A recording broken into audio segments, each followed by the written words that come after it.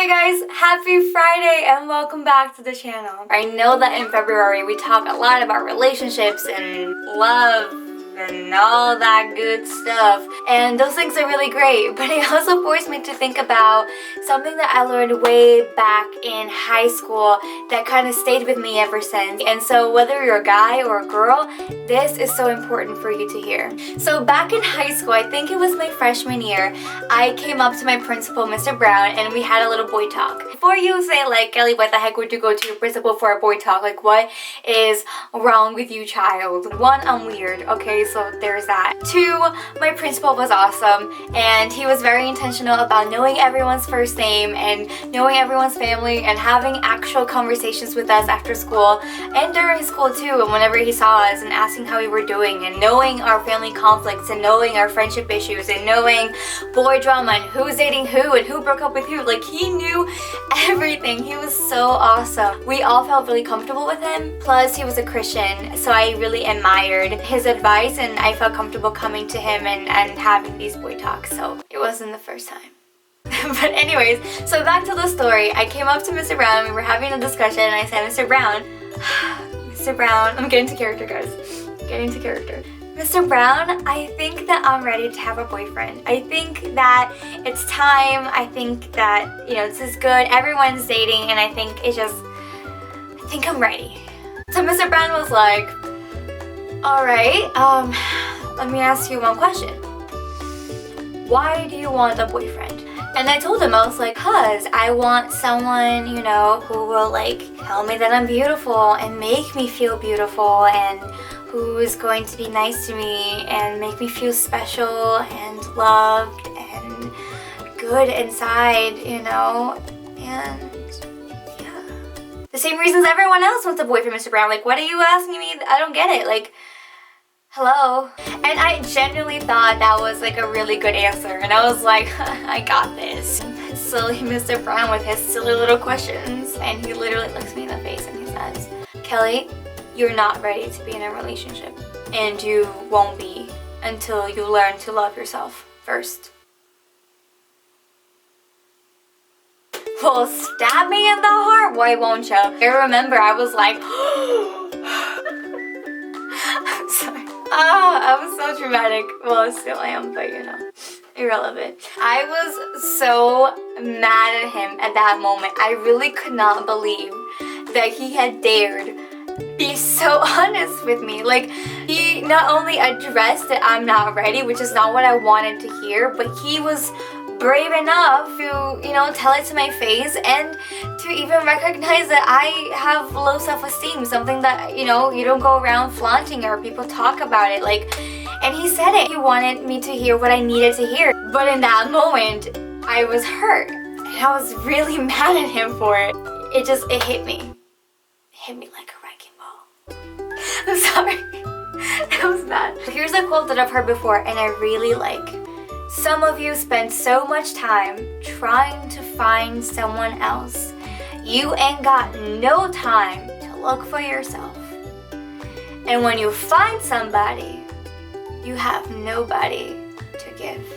Truth right here. So point number one is, when we are stuck in this stage of not knowing how to love ourselves first, and this stage can go on, you know, from middle school to high school, extend into college, and extend even into early adulthood, and later on if it's never learned, if this like founding block isn't established, and we tend to experience low self-esteem, and I'm speaking for personal experience here, you guys, low self-esteem, loneliness. I saw this article on the Huffington Post, and it talked about the definition of loneliness, and the author describes it as a lack, a feeling that something is missing, a pain, a depression, a need, an incompleteness, and absence. And it's in this feeling incomplete and feeling like we're lacking that we tend to cling on to people who are never ever going to be able to fill in those gaps and make us feel whole.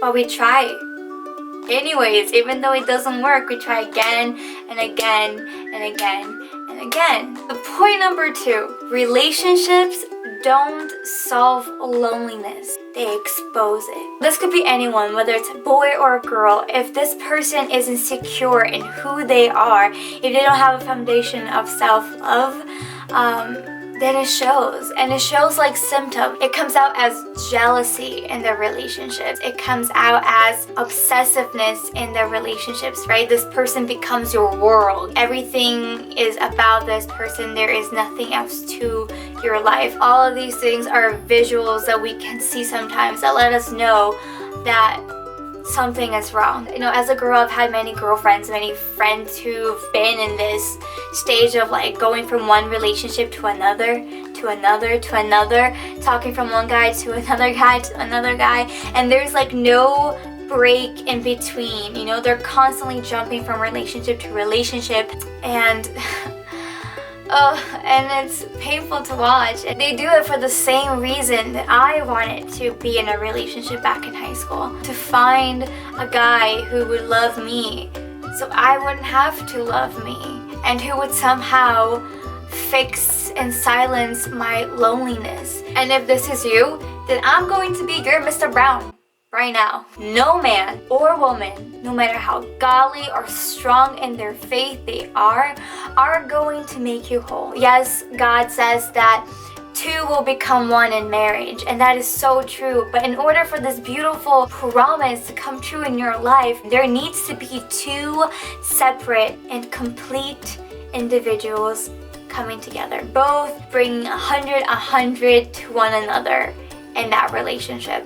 At most, this person is going to direct you to the one who can complete you. For he heals the brokenhearted and binds up their wounds. And I pray that you, being rooted and established in love, may have power together with the Lord to holy people to grasp how wide and long and high and deep is the love of Christ, and to know this love that surpasses knowledge, that you may be filled to the measure of the fullness of God. Point number 3 is the opposite of loneliness is actually aloneness. And the same author who defined loneliness also defined aloneness. And she said aloneness is presence, fullness, aliveness, joy of being, overflowing love. You are complete. Nobody is needed.